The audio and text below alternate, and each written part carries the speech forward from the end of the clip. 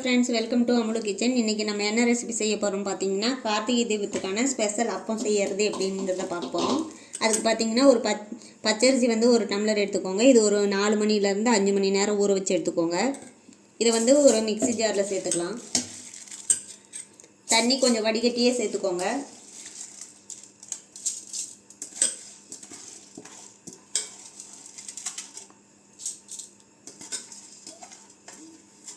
கொஞ்சமாக ஒரு 4 ஸ்பூன் அளவுக்கு இதிலேயே தண்ணி சேர்த்துக்கலாம்.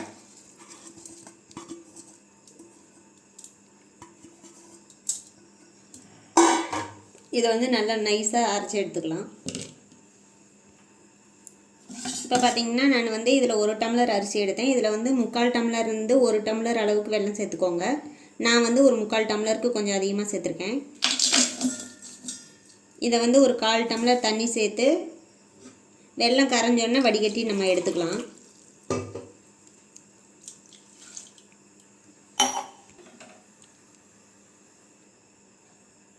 நம்ம அதுக்குள்ளே வந்து அரிசியை அரைச்சி எடுத்துக்கலாம்.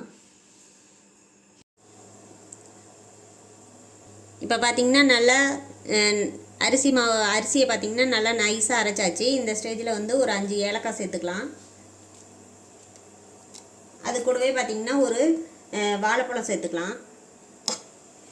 சேர்த்து நல்லா அரைச்சி எடுத்துக்கலாம்.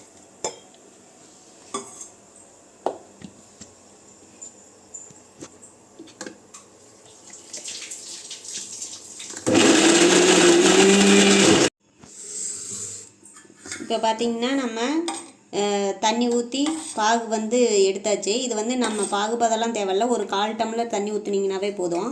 இப்போ இதை வடிகட்டி வேறு பாத்திரத்தில் மாற்றியாச்சு. இப்போ அது கூடவே நம்ம அரைச்சதை சேர்த்துக்கலாம்.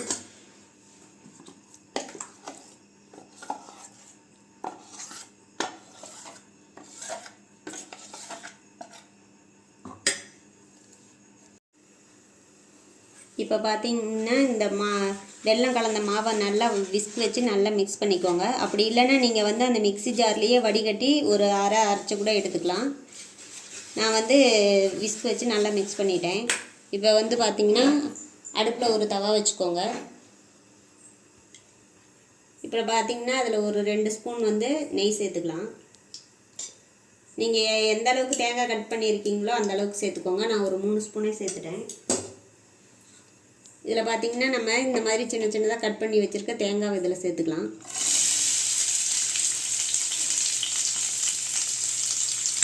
இது உங்கள் விருப்பம் தான். நீங்கள் இதுக்கு பதிலாக நட்ஸ் ஏதாவது சேர்த்துக்கிறதா இருந்தாலும் சேர்த்துக்கலாம். நல்லா இந்த நெய்யில் பார்த்திங்கன்னா நல்லா பொன்னிறமாக வர அளவுக்கும் தேங்காவை வந்து வறுத்து எடுத்துக்கலாம்.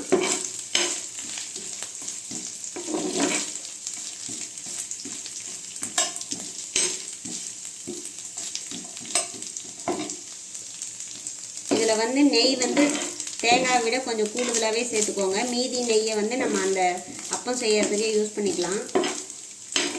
நெய் சேர்க்குறப்ப இன்னும் வந்து டேஸ்ட்டு நல்லாயிருக்கும்.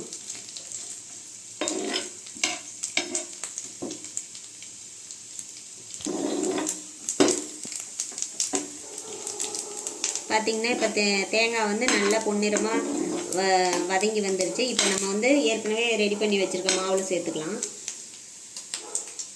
இந்த நெய்யோடவே சேர்த்துக்கோங்க.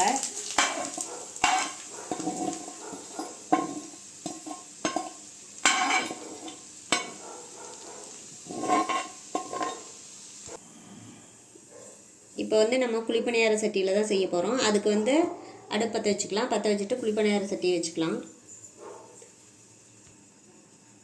இந்த மாவை நீங்கள் வந்து ஒரு மணி நேரம் வச்சுருந்தீங்கன்னா நீங்கள் வந்து சோடாப்பு எதுவும் சேர்க்க தேவையில்லை.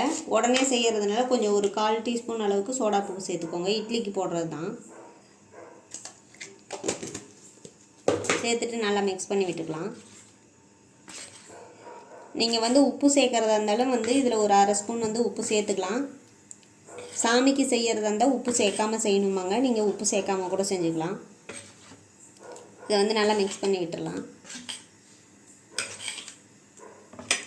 இப்போ பார்த்திங்கன்னா நல்லா சட்டி சூடாகி வந்துடுச்சு. இப்போ வந்து நம்ம நெய் சேர்த்துக்கலாம். நான் வந்து நெய்யில் தான் இதை வந்து சுட்டு எடுக்க போகிறேன்.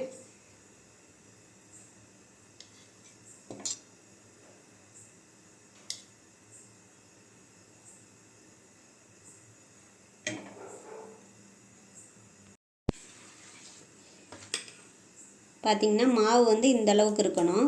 ரொம்ப தண்ணியாகவும் இருக்கக்கூடாது, ரொம்ப கெட்டினாகவும் இருக்கக்கூடாது. இப்போ வந்து நெய் நல்லா சூடாயிடுச்சு. இப்போ வந்து ஒரு 1/4 கப்புக்கு கொஞ்சம் அதிகமாக சேர்த்துக்கலாம்.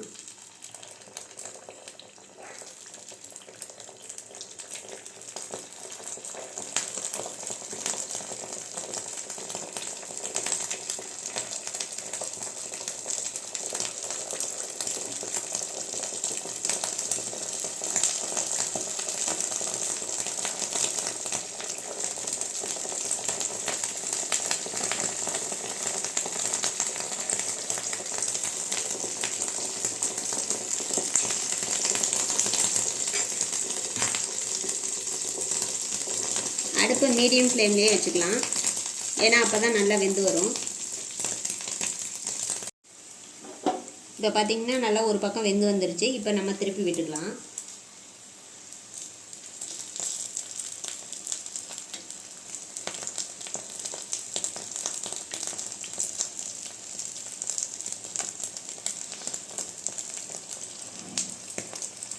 நீங்கள் நெய் எனக்கு பிடிக்காது அப்படின்னா கூட நீங்கள் ஆயில் கூட விட்டு செஞ்சு எடுத்துக்கலாம்.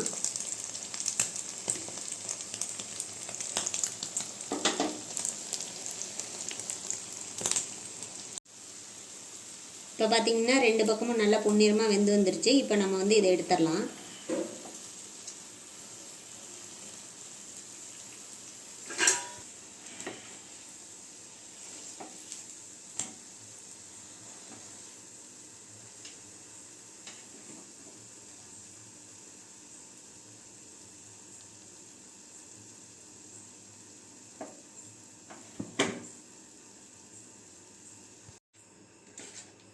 இப்போ மீதி உள்ள மாவையும் இதே மாதிரி பொரிச்சு எடுத்துக்கலாம்.